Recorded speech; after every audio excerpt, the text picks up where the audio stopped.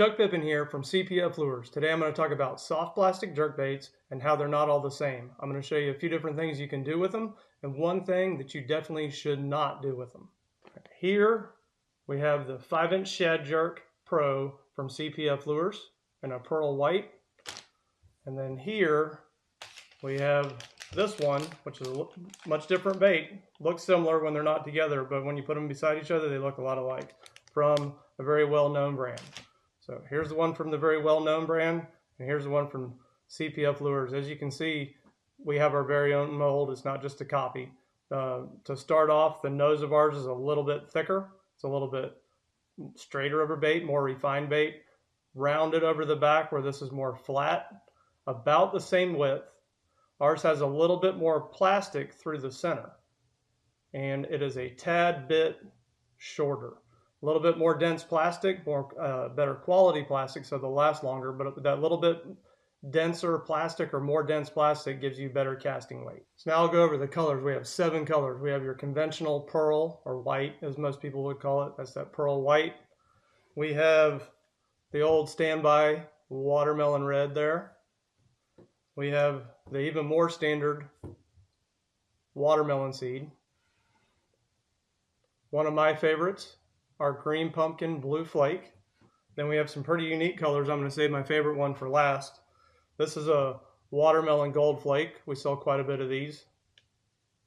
This is our Tennessee magic shad that I use a lot down here in Florida. It's not just for Tennessee. It's Tennessee magic shad.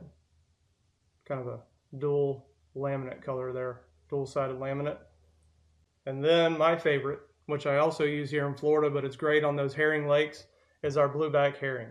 And as you can see, I have it rigged here on a jig head minnow. Yep, you can throw a soft plastic jerkbait even when it has this. A lot of people do anyway, but don't think these are just for running a hook through them.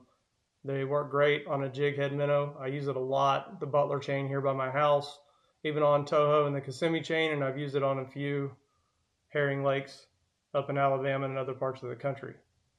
So that's my favorite color right there, blueback herring. Most of the time when people rig these, they're rigged weightless on about a 4/0 offset hook. That's what I do. I rig them. I use different hooks though, depending on what I want to do. If I want to twitch it quick across the surface on some sketchy schooling fish that don't quite want to come up on a topwater plug, I'll use a lighter wire 4/0 offset hook like this one.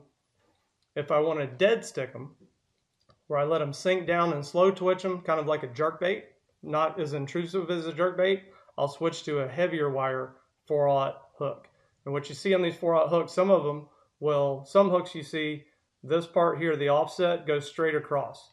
If you're really rearing back and throwing these things real hard, and you have one where this offset part runs straight across, horizontal, if I was holding the hook like this, the head will tend to slide down a little bit more. So you want to look for a hook that has a little bit of a downward angle. That just lets it sit in here. I have these, I've used a bunch of different varieties, but these are the Laser Sharp here Pro Series. I like those. That's a good sharp hook. They hold up. So I use a heavy wire when I want it to sink, and that light wire when I want to twitch it on the surface, or if I want to dead stick it really slow. So you have your light wire, heavy wire, jig head minnow.